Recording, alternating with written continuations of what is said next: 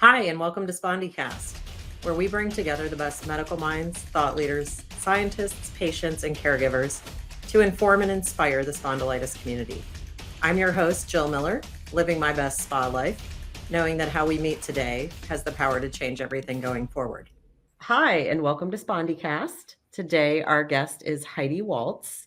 She is a passionate advocate for those navigating the challenges of spondyloarthritis and has proudly served as the support group leader for SAA in the Piedmont Triad region of North Carolina for the past 5 years.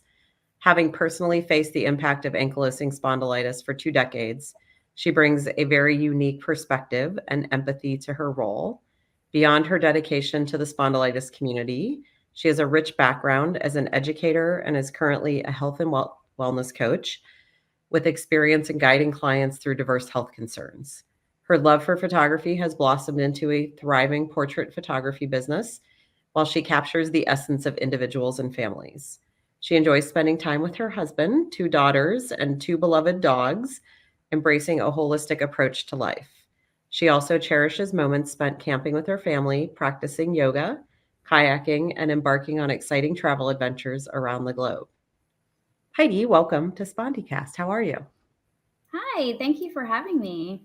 This is great. Thanks for coming. I love the work you're doing. So we're going to talk today about finding community. And for many listeners, and I think people with spondyloarthritis, SAA's support groups have been transformational. So I know they were for me. So let's just start talking about the support group you lead and what inspired you to do this.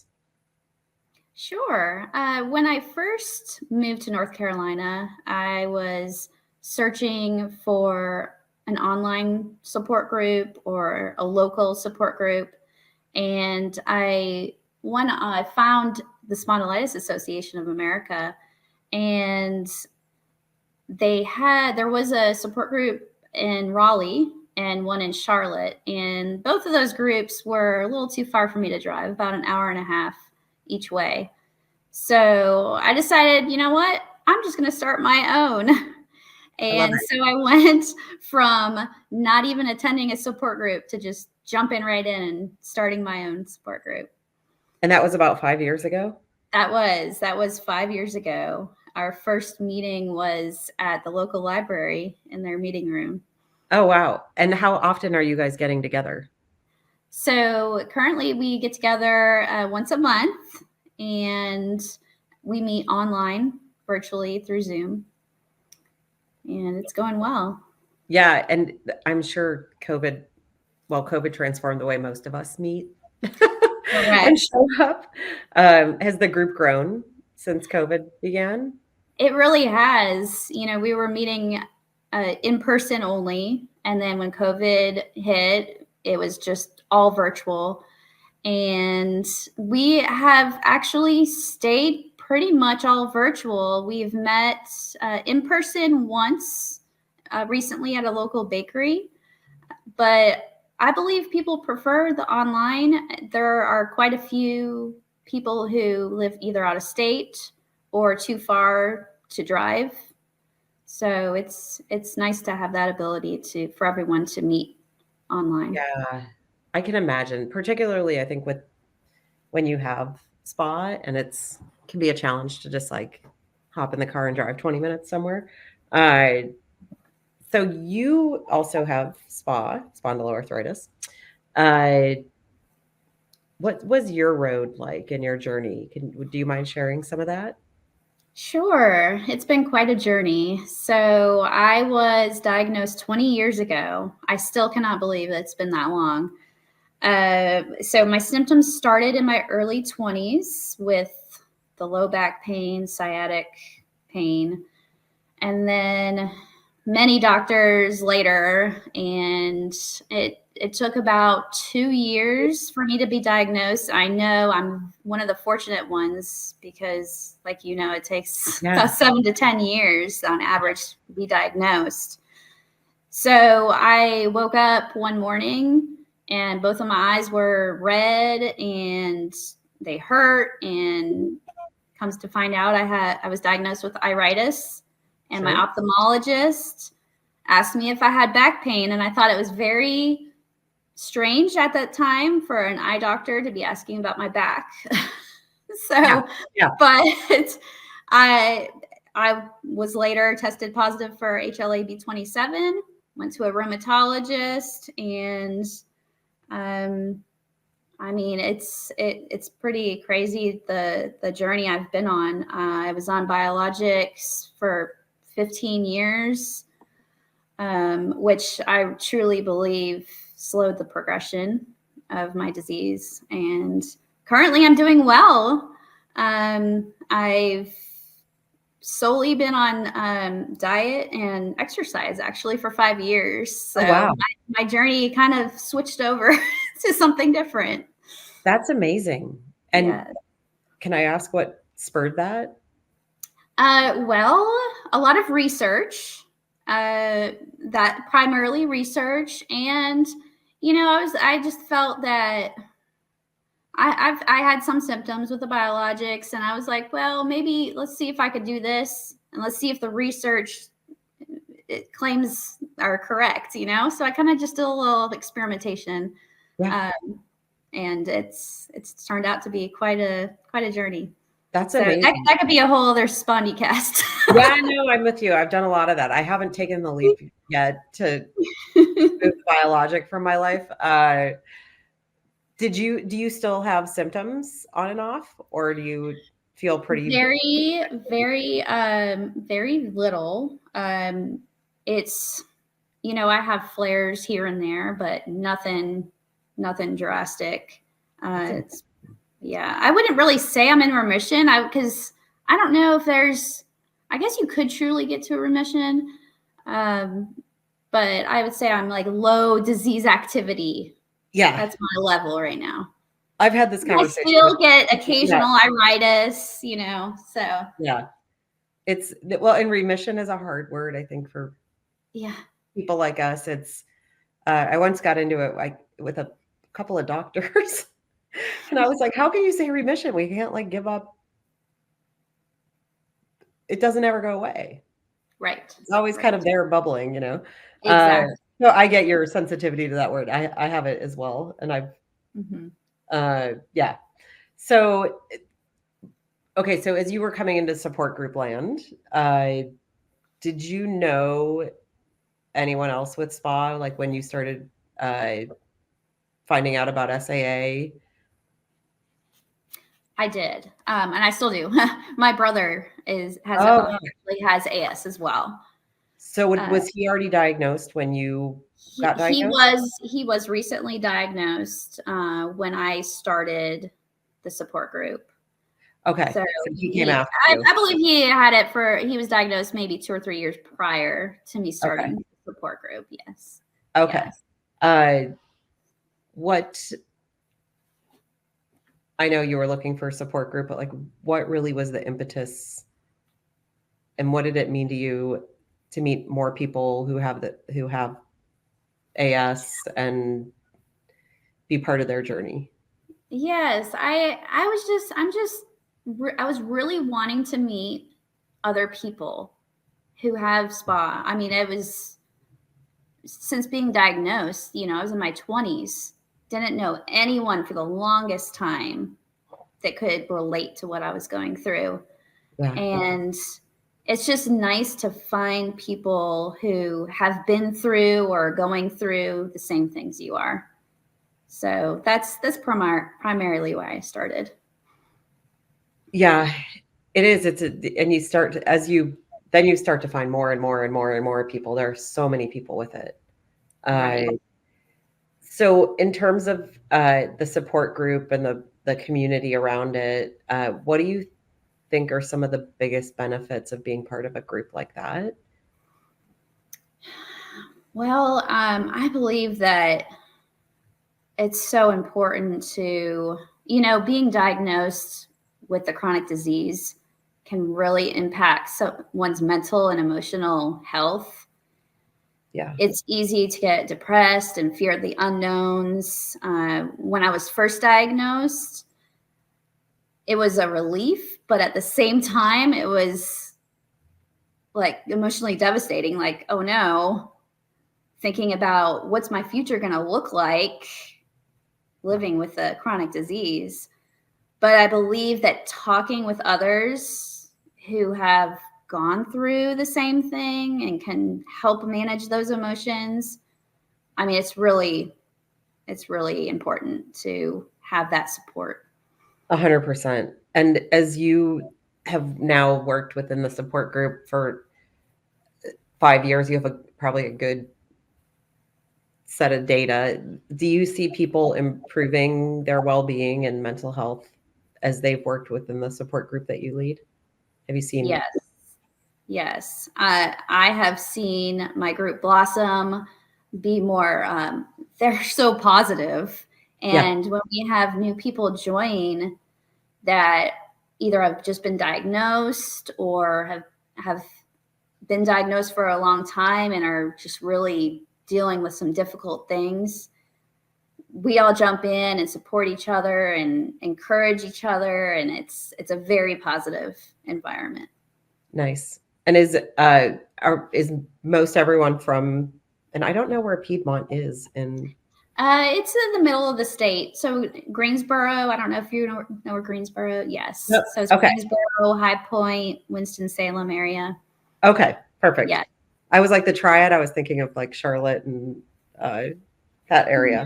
But just about everybody is from that neck of the woods, if you will. We have the majority are from around North Carolina, but we sometimes have people join from New York, from Florida, from California. So it's really nice to see new people join in and have new perspectives. Pardon me? Just to have a new perspective, yeah. Yeah, and the meetings now are all posted. There's calendar online, right? On correct this website. That's awesome. Yeah, it's so funny how COVID opened up so many avenues for people to find what works for them, even if it's not right in their backyard. So, can you tell us a little bit about a meeting format and how you guys move through your time together? Sure. So our meetings are very casual. I like to have people come in. We usually just do a roundtable most of the time, roundtable discussions. We occasionally have guest speakers. So when we have new members come on, we introduce, have them welcome them and have them introduce themselves. I also talk about SAA updates, which is really important. And let's see what else we do. So most of the time when we do the roundtable discussions, they really turn into a casual conversation. And it's really nice for everyone to be able to share their own stories and experiences in that group environment. And we all motivate each other. Yeah. And you show up in a space like that, and it's, even if you're not, at least I've found, even if you're not being the one that needs to talk that day, you generally leave with more than you showed up with. Yeah. And that alone, right, can quietly be inspiring to keep going forward. So do you guys are there topics that pop up over and over, primarily, or what are some of those conversations around?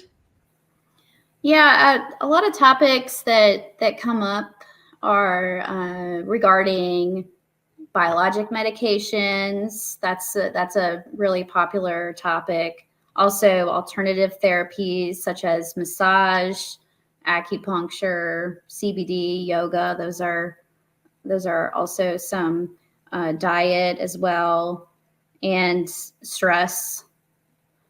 I'm trying to think of another. Recently, one that my group likes is the Spondy Hacks. The Spondy Hacks? Spondy Hacks. So Spondy Hacks. I love that. Yes, Spondy Hacks. They love those. So we kind of give a new Spondy hack. So, and those are things that make your life easier living with SPA. So things like, devices to help you pick things up off the floor, or yeah. So What it's else fun. is it? Like what? Okay, so we should do a whole episode on spondy hacks. Yes, like some creams, like someone recommended some type of cream, a great heating pad, or a special pillow that they like that helps them. Yeah, It's awesome. I It's something I to make know your life easier. no, I know personally. There's one I use. It's when you thought of the creams that everyone looks at me sideways when I say it. I use this menthol ointment, but I get it at Uh-huh. like Farm and Fleet because it's got a higher menthol content than what you can buy in Uh-huh. the grocery store. Yes. Because it's made for horses. Oh, okay. But it's stronger, and I literally, like, slather it on when my ankles are bad. That's Right. interesting. I love the Yes. idea. Oh my gosh, I would love it if people sent in and we made a list of Mhm. hacks and talked through them. Yes. Yes. Ooh, okay. That's a good one. I like that a lot. What's your favorite spondy hack? Oh, I would have to say my seat cushion. Oh, like for So your I'm desk? sitting on it right now, and it's one actually SAA sent me. Really? Is it one of the, like, with the don't not the donut, but like the It's like the gel one, I think. It has like really? yes. I didn't get one. Uh, I think uh, I won it in one of the raffles or I something. love it. That's awesome. Yeah, I'm always looking for those kinds of things. Or my travel hack, and I know you like to travel, is like 6-inch Pilates balls Yes. that they have the pin and you can like deflate them and inflate them. Mhm. I for years have one in my suitcase or my bag, like my carry-on. And then when I'm sitting, I use it like I blow it up just enough to get lumbar, or you can deflate Mhm. it, or I drive with it under my just above my knee to take the Yes. tension off the hips. That was my best spondy hack. So, uh, okay, so guest speakers, uh, Mhm. who do you usually have, or is it requested by members? How do you So we have we've had many guest speakers, and I'm trying to think back of when we started 5 years ago. I believe the first guest speaker I had was a nutritionist, and she was Nice. fabulous. So she just talked all about nutrition and autoimmune diseases. And let's see who we've had. Recently, we had a massage therapist come on and talk about all the different massage techniques and the importance of communicating with your massage therapist, which is like super important. That's a really good topic. Maybe we Yes. should steal that one too. Uh, And also the importance of massage therapy for the spa community. I mean, I regularly go to massage therapy once a I month. yeah, it's necessary. I also recently tried lymphatic massage, Oh, which nice. we'll see if it helps or not. I don't know. Yes. It is the holidays, so there's a Right. lot of junk building up Oh, there. and we've also had a physical therapist. Oh, He nice. actually had joined my support group, and he also has AS. So we had him present. That's special. And also, let's see. So the other group members in North Carolina, the Raleigh group and the Charlotte group, we kind of combined forces during the pandemic Nice. and had like a North Carolina group guest speakers. So we had a Tai Chi instructor and a sleep medicine practitioner. So it's been great. The Tai Chi is amazing. I would love to get Mm-hmm. that name. We just recently heard, was it for during the Unmet Needs Conference, one of the docs presented on Tai Chi, and I can't remember if the studies were rheumatoid or if it was AS, but like the benefits of Tai Chi for these as a treatment modality was really fascinating. I think that's only going to gain steam. Uh, Right. yeah, it takes a little discipline, but I would love that person's name.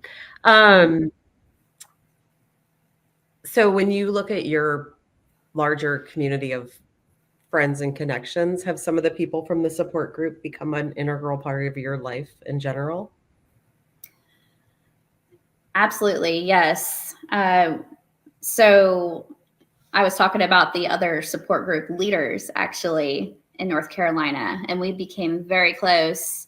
Robin and Charlotte, and Heather and Minnie in Raleigh. And when everything was online, we started meeting together on Zoom, just trying to figure things out. What are we going to do? Yeah. So we brainstormed ideas, and we had virtual happy hours, and we just it was nice to form those friendships, especially when the whole world was shut down.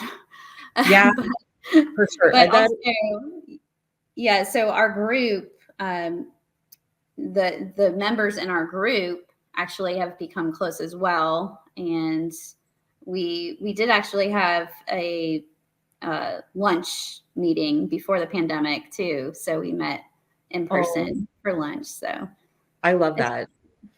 The short time I did support group, Gail Wright was my counterpart in Chicago, and I just saw her last weekend. So I was like, oh, great. It's so great to like some of the people I've met. I think you probably feel the same way. It's like so valuable, the community that builds around how we support each other. I highly encourage people on the support group side to check it out. It's absolutely, you find out you're not alone, and that makes it easier to step forward, I think. Yes, it's so important. So as you've gone through now 5 years, were you in Denver in 2018? No, I actually joined the group right after that. Okay. Yes. I wondered. I was like, I don't remember seeing her. So as you have built this group, and what's the most challenging thing about leading it? Well, I believe the most challenging, one thing that sticks out in my mind is just having to go virtual. Yeah. Right after, because I had just started the group. We were meeting in person, I think, for a year, and then everything went virtual. Yeah. So learning how to use Zoom and all of that was the most challenging part. When you're leading a group and volunteering your time, it takes mental energy to support others. You're obviously a very loving, kind, and generous person. But it can take a lot of energy. Why are you so committed to this work, and why is it so important to you? Leading this group has just been so fulfilling. It really has. I enjoy the sense of community that it's provided, and I find joy in everyone coming together to support and motivate each other. It's just been so amazing. I love that. It would be really cool to have people write down like the impact of those support groups on their lives since they started and what they draw from them. I'm creating all these projects for you. Yes. Sorry. Ideas are free, right? Yes. So if someone isn't part of a support group currently, what would you say to them or recommend? Well, I really wish I had joined a support group 20 years ago when I was first diagnosed, because I've seen firsthand the benefits that it provides. I believe it would have helped me cope emotionally to first being diagnosed and dealing with the symptoms, and being able to talk with others who were going through the same thing. Yeah. Now sorry. No, don't be sorry. You're fine. You can edit this, right? Oh, yeah. Totally. We'll edit that piece out. All right, let me just regain my thoughts. No, you're fine. I was the same, believe me. Why don't we just pick it up at where Hold people on. Yeah, Denise just said we will edit. Don't worry. Okay. Take a deep breath. Okay, so what had you asked me? So what would you? I think that my problem is I'm just keep looking at my paper, and I should not do that. Right. Right. Yeah. You are. The question was. Let's start over. What would you say to our listeners with SPA who are not already part of a support group? Would you recommend they try a couple? What do you think people gain those first as they enter into the support group world? I believe everyone should try a support group.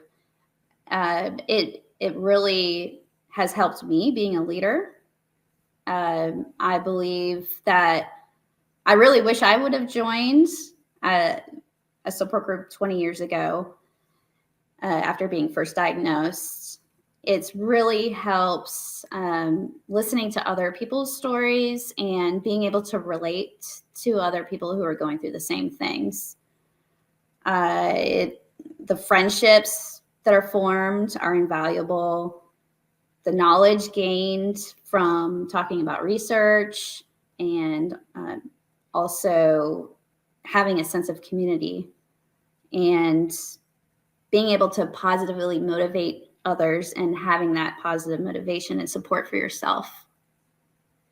Yeah, I think that's huge. And it's, and people can check something out. They don't have to be, there are many, many, many different groups. I think in nearly 25 states right now. Isn't that right? I believe so. Yeah, there's quite a few. And there's, and for anybody who doesn't know, I guess that's listening, on spondylitis.org, there is a page on resources and support that has the calendar of when all of these are taking place. And I think there's many to choose from across, throughout the month.